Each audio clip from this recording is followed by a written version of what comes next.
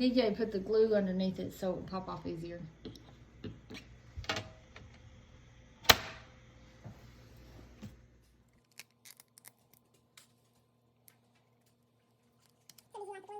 Yes.